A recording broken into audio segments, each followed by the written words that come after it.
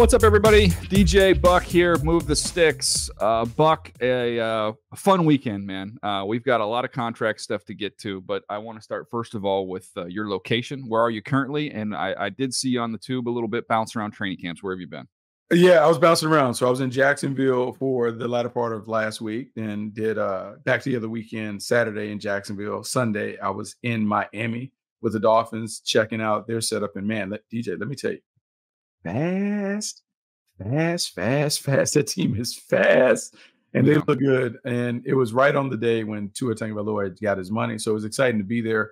I will say this about Tua, man, his teammates and his coaches absolutely are all in on Tua Tagovailoa. I mean, if you talk about the support and wanting people to genuinely like care and adore the QB1, his team really, they ride with him. And so it was really cool to see him in his moment when he had really a life-changing moment, watching his team and his staff celebrate with him. It was cool.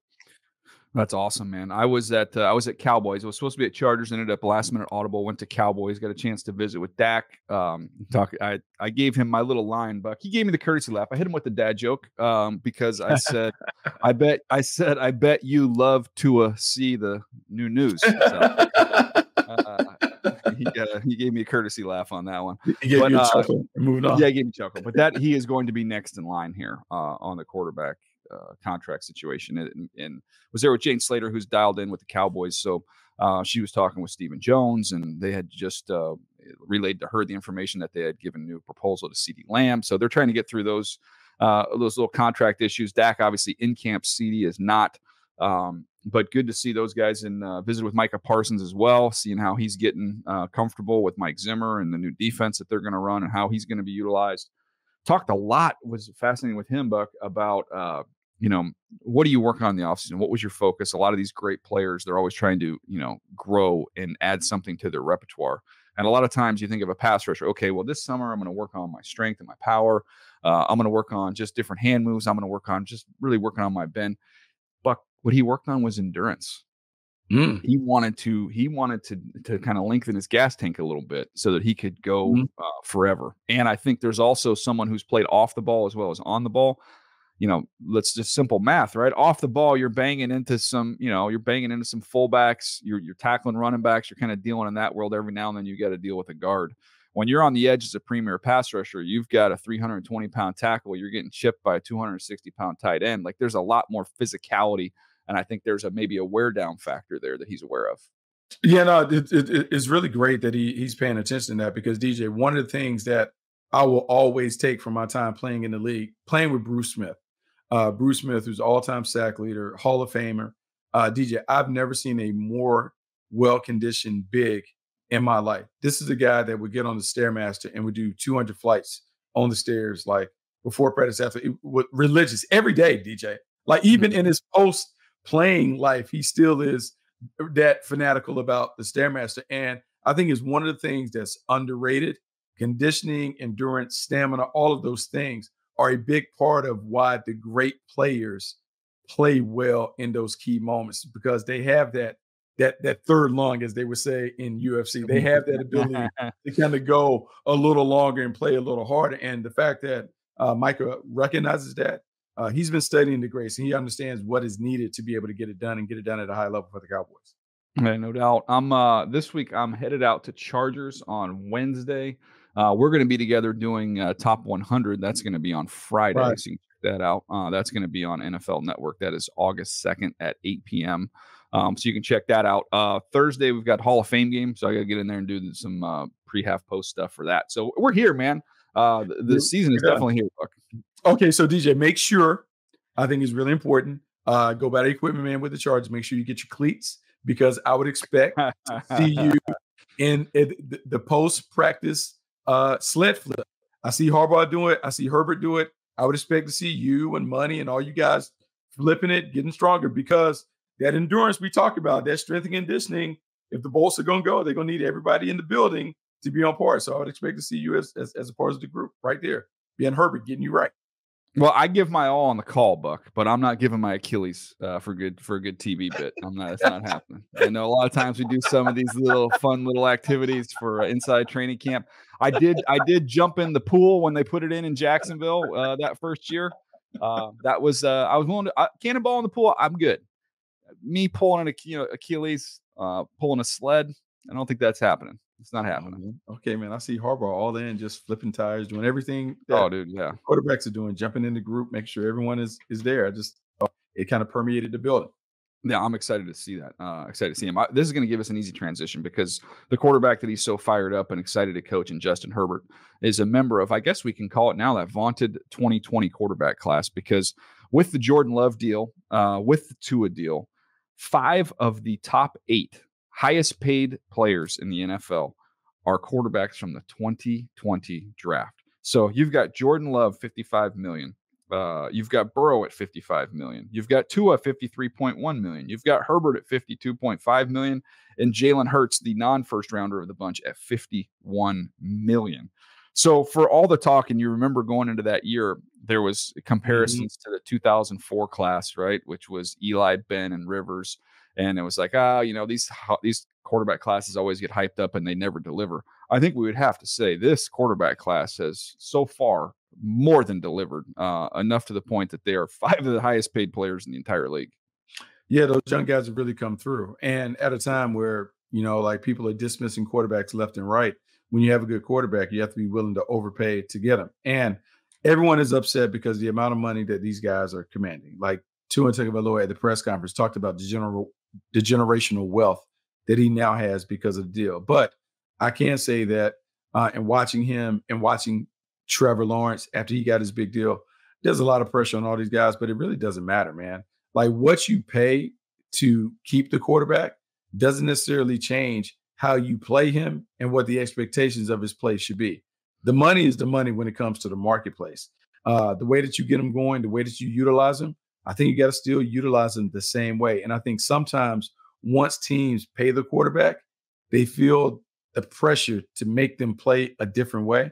And I think it's a recipe for disaster. So I'm hoping these teams continue to go down the path that they're going with their quarterbacks and allow those guys to continue to mature at the rate that they see fit without worrying about what the money is and what the outsiders are saying about their games. Yeah, no, it's impressive to see, what these guys have done, but then excitement there to know that they're still all improving. They're all, the best is yet ahead for them. Now, what that does do, and I want to change the topic here off of this to the teams that haven't had to pay quarterbacks yet. So I put it in the chat. You see there on the right side. I put in all the teams that will have quarterbacks on rookie deals. Now, some of them, the quarterback like Minnesota is a great example. Sam Darnold, obviously, he's not on a rookie deal, but he's not making a ton of money, and they have J.J. McCarthy there waiting in the wings. So eventually, they're going to get the impact or enjoy the impact of having a quarterback on a rookie deal. As so many of these teams now have paid quarterbacks, we've always talked about the roster advantages of having a quarterback on a rookie deal. So I put all those teams in there, and I wanted to just touch on a couple of them who have a huge advantage, at least for the time being. San Francisco being at the top of the list. Obviously, Brock Purdy, cheapest quarterback in the league. When you're the last pick in the draft, that is an unbelievable advantage for an already stacked roster. But, man, you hope that you can get a Super Bowl while he's still on that rookie deal, while you've been able to just stack the roster. And the other team, and we'll get into a bunch of these, but the other team I'm looking at is a team that, man, based off of 1 year of C.J. Stroud, that the Houston Texans, where they are positioned, knowing they still have a few more years of cost control with a cheap quarterback, they are very well positioned as a franchise. Yeah, well positioned. These are really two interesting conversations, but they have to be different when it comes to paying. So Brock Purdy, 7th round pick, the San Francisco 49ers have benefited from 3 years of him being on a cheap deal. And because he wasn't a first round pick, they don't have the luxury of being able to use the 5th year option and those things. So Brock Purdy next offseason is going to be paid and paid in a major way. You're already seeing people talk about, $350 million, yada, yada, yada. That's what it's going to cost to keep him in the fold. The thing that the Niners have to do, and DJ, this plays off of what we did a week or so ago, the foundational pieces. They're going to have to make some decisions how they're going to build this team around him, and it's going to involve some of their blue chip players. So when you think about their blue chip players that are currently dealing with contracts. So Christian McCaffrey, they went and got him done, and we talked about being able to pay him year to year. So they did that 2-year extension. He's in the fold. You have Deebo Samuel making big money. You have George Kittle making money, but George Kittle is 30. Trent Williams is now in the middle of a holdout. He wants more money. He's 36. Brandon Ayuk wants more money. He's young. You got him on the 5th-year deal. So there are these decisions that the team is going to have to make on who they keep once they pay Brock Purdy. And so while they're in their championship window, if they're going to sustain it, it's going to be because they made the right decisions on which veterans to keep around the young quarterback, Brock Purdy. One of the keys, too, I think, is can you maximize the exits? So what I mean by that is just allowing guys to walk, no bueno. If you're the Kansas City Chiefs and you saw what was coming and knowing what you're going to pay Pat, they had to make the tough decision that Tyreek Hill was not going to be in their future. But instead of letting his contract expire and walk away and get a comp pick, they got a healthy return. They did it with Snead. So some of these players that you're gonna be faced with tough decisions, man, I would sure rather get ahead of it and make a trade and be able to get some other cheap, talented young players via high picks versus letting them just expire and walk out the door for a comp pick. DJ, I think in baseball, this is what they do. They always talk about, I would rather get rid of a guy a year too early than a year too late. And it may hurt initially to get rid of some of these young players or players that have been your blue chip players, but you have to think about the return on the investment plus what you're about to invest in your quarterback. The Kansas City Chiefs played it the right way. Obviously, they got rid of Tyreek Hill. The football world was aghast at thinking that, oh my God, how can you get rid of Tyreek Hill? They won two Super Bowls since, and then they played the same card with L'Jarius Sneed. And it's just the way that the league is going. You have to be shrewd in your movements when it comes to it, and you still got to nail the picks, but you have to think, you have to have a forward-thinking approach to dealing with a young quarterback who has a big money deal on the horizon. I think there's two other things that stood out to me when we list out all these teams is the ones that are that took quarterbacks in the same draft in the same division. Fascinating to see that's really a race, right? We talked about Houston. Well, Indy has Richardson. So they got a quarterback in the same draft class. Tennessee has Levis. You've got 3 teams that took quarterbacks in that draft. So in other words, they're all starting from the same starting point of now I know I've got cost control, cheap quarterback. How can I build up the rest of the roster? Now, Houston got out the gates fast. We didn't see Richardson stay healthy, but I think Indy's roster is in pretty good shape. Tennessee, I'm a little bit less excited about just in terms of the foundation where they are. But it's a race for those 3 teams, not only competing against each other inside the division, but now that Jacksonville, the 4th team, has paid Trevor, this should be an advantage for those 3 teams. And those 3 teams have now got to surround their young quarterback and get him up and running. Obviously, at this point in time, Houston is in front of the line. Yeah, it's funny because in talking about Jacksonville and paying their guy, I think there's another thing at play in Jacksonville. It's one of the things that we always talk about. DJ, for so long, we talk about draft, develop, and then eventually re-sign your core. I think that is really what's going on in Jacksonville, but I would say even to a different degree. A lot of times when we talk about teams and we talk about philosophies and maybe we undersell or we don't discuss enough about character. And I'm not talking about moral character. I'm talking about football character, the type of guy that you want on your team. When I look at the Jacksonville Jaguars, and look, we'll see if it leads to big winning down the line. I think after being together for 2 years, Doug Peterson and Barkley have figured out the kind of team that they want and the kind of guys that they want. Because, DJ, I'm going to tell you the names, and I want you to kind of just think about the kind of guys that these are. So the last 3 guys that have been paid by the Jacksonville Jaguars, Trevor Lawrence, Josh Hines-Allen, Tyson Campbell. What I can tell you about all those guys, all great guys off the field. A+ character. Yeah. A+ character guys. You don't have to worry about it. You go to sleep at night, you don't have to worry about the phone buzzing in the middle of the night that they've been involved in something. So great guys in that regard. So then let me tell you about other guys who've been paid by them. So Evan Ingram got paid by them. Great guy, great character, great football character. Christian Kirk has been paid by them. They've re-signed Foye Oluokun. And so, DJ, when I'm looking, and I said this in a joking manner when I was talking to some guys down in Jacksonville, it kind of reminds me of a private school team. Okay, so I coached private school ball before I started coaching public school ball, but there's a certain way that some private schools operate in terms of good kids, take care of the homework, they do all this other stuff. And then can you win with good players who have good character and do the right things? The Jags are all in on that. And you've been with teams that have been like that. Hey, man, look, we want good guys. We want to take care of it, this and that. They're not like us. And so I believe the Jags are all in that regard. And I think the Packers have also done that, which is why it was really easy for them to re-sign a Jordan Love, even though some would say he's only played half a season well. Why would you give him that money? Because you know the guy so well in terms of how he goes about his business on and off the field, you're willing to invest in that. I think more teams are doing that when it comes to these huge contracts. They know the guy so well that they're more than willing to give them the money because the character tells them that they're going to get everything out of the player. Doesn't that remind you of the Celtics? 100%. We talked about that, right? We talked about that on the Great thing dude. about, hey, you know what we're going to do? We can get great dudes that do it the right way, and we're going to win with great dudes. And there are teams that are buying in that because the money is escalating such that you can't afford to make a mistake on what is a bad character player. Doesn't mean that they're a bad dude, but in terms of the work ethic and how the fit of the organization, I think more teams are going all in on that approach. That was that book that we talked about, Hidden Potential. You know, Adam Grant talked about kind of in this AI world and where things are automated, that character is kind of an X factor, even in like the business world of just, you know, having that integrity, relationship building, communication, like all those different areas are going to become really important, because how do you separate now between that and this? And this is a little bit different here in sports, but I do think there is a separator there. It's an interesting component to championship team building. I think the Celtics, the way they did it, they built their team around guys who are unselfish, don't care who gets the credit, obviously incredibly talented, but a bunch of good dudes, and it worked out quite well for them. So I do think that is a fascinating discussion, Buck. There is one other, I teased it. We just talked about the AFC South. There's another division with two quarterbacks on rookie deals drafted in the same draft class. And they're two top 5 picks. When you look at Caleb Williams with the Chicago Bears, and then you also, or sorry, not a top 5 pick. You look at Caleb Williams, Chicago Bears, and you look at JJ McCarthy, and we'll see what happens with him with the Minnesota Vikings.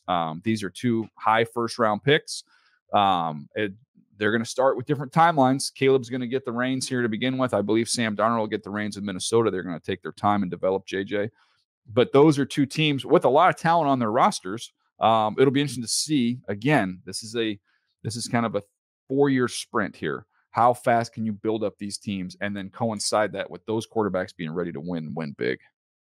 Yeah, it is two very, very interesting approaches. And I can't wait to see Hard Knocks with the Chicago Bears because I'm really curious about what's going on behind the scenes when it comes to that. But yeah, Caleb Williams gets the ball right away. There's no competition. He is the starter. They're doing everything they can to accelerate his development process to allow him and his team to hit the ground running. Meanwhile, in Minnesota, Sam Darnold is, in pole position to be the starter. And the reports that you hear about Sam Darnold and the way that he's connecting with players, you feel good that he's going to be the starter, at least for the first half of the season. For JJ McCarthy, I believe it's actually smart because given the small sample size that we saw from him in college, I think he had 28 starts. Why not redshirt him at least his first year in the pros and allow somebody else to do the heavy lifting while he learns on the sideline? For Caleb Williams, it's a little different. Played a lot, played well. This team is kind of rocking and ready to go. Put him in and let him kind of learn through his mistakes on the fly.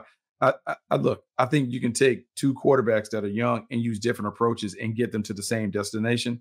To me, we want to continue to watch and monitor how do the Minnesota Vikings and Chicago Bears get their young quarterbacks ready to play at a high level over a 4 or 5 period. No, it's going to be interesting. And again, what is the approach? Do you want to load up the defense so less is asked of him from that standpoint? Do you want to load up all the offensive, pieces around him? The Bears still have some work to do on the offensive line. The Vikings have more work to do on the defensive side of the ball. So there's a to-do list is a little different for each of those teams, but it'll be fascinating to see how they go about building it. You have the list of those teams in the chat there, Buck, of the other teams that have quarterbacks on rookie deals. Again, New England's one of them where, we don't know when Drake May is going to get the job, but they are going to have the benefit of a cost control quarterback here over the next 4 or 5 years. So you look at that list. Is there any other team on there that jumps out and you say, okay, if I was going to tell you there's work to be done, but in this window, this rookie contract window, I think they have a shot to make a run. Is there any team on there that jumps out to you? Yeah, the Washington Commanders. Yeah, And the Washington Commanders are well positioned to kind of have one of those surprise jumps where all of a sudden we talk about this team being a contender. Maybe not this year, but in a future year, the following year, they're ready. One, I think they got the right quarterback in Jayden Daniels. We talk about the experienced quarterback, much like you're hearing the reports about Bo Nix in Denver. That experience from college certainly helps you kind of have a faster start, I would say, as an NFL player. Two, I think Dan Quinn understands how to win with quarterbacks at different levels. One, he saw it with Russell Wilson when he was in Seattle as the defensive coordinator. Then he had an opportunity to see it differently with Matt Ryan, still kind of edging into his prime with the Atlanta Falcons. I think those experiences will help him get this team ready to play with a young quarterback trying to figure it out. And then I'll be honest with you, I'll say personnel. Offensively, on the perimeter, they have enough personnel to be able to get it done. Mm-hmm. Still want to see them do some things with the offensive line. I think that'll work. But this team, I believe, is kind of slept on. They may be a lot better than people give them credit, and we can see it with a young quarterback and Jayden Daniels playing really well out of the gate. Yep, I think they stick out like a sore thumb on there. You know, we talked about those 3 AFC South teams, Houston, Indy, Tennessee. That'll be fascinating to watch. We talked about Chicago and Minnesota and the race that they're in between each other. New England, we'll see what the timeline is there with Drake May going through the rest of these teams. You mentioned Bo Nix in Denver. You've got San Francisco, who we touched on, this is their year. It is all in, ready to go right now in the last year before you have to pay Purdy. The other team, the last remaining team that we have not mentioned, who I feel like has the most pressure on not only, building around this quarterback, but let's be honest, on the quarterback himself. That's Carolina. And I know, look, it's hard. It's hard when you're just seeing snippets on social media, but there have been some big plays. You've seen Leggett get down the field a little bit. Bryce Young looks to be a little bit more comfortable in this new system, new coaching staff, new setup there. But that, to me, I would say of all these teams, all the quarterbacks on rookie deals, in my opinion, and you tell me if you're different, I think that Bryce Young has the most pressure on him of any of these quarterbacks on rookie deals. It's funny, DJ, because I've never heard a former number 1 overall quarterback kind of being as dismissed as Bryce Young has. It is almost as if we forgot that he was the first quarterback taken. C.J. Stroud has certainly overshadowed him with his instant success. And then maybe people are kind of scared away, but just how bad that offense looked last year. I would say, like, it wasn't necessarily Bryce's fault. It just didn't seem like it was an organized unit, and it wasn't a very talented unit to support him. This year, they have more weapons around him. Dave Canales has been really, really good about talking about making sure the offense is quarterback friendly. And we have seen, I would say in clips, strides from Bryce Young. But honestly, he has to play when you're the number 1 overall pick. Yeah. Some of what we expect you to do is eventually be a truck. You got to carry this offense, flawed and all, to a higher level. And if he doesn't do that, then you begin to have questions about, was he worthy of being the number 1 overall? So yes, I'm with you. There's a lot of pressure on Bryce Young to play and play well this season because the expectations as number 1 overall pick merit that. Yeah. And to me, if you are trying to sell yourself on this working out, you are looking at Tua's new contract and you're saying, I'm old enough to remember the struggles that Tua had early on with Flores, yanking him out of the game. So that, to me, same school, similar skill set, to be honest. Look at the type of players that they are coming out of Alabama.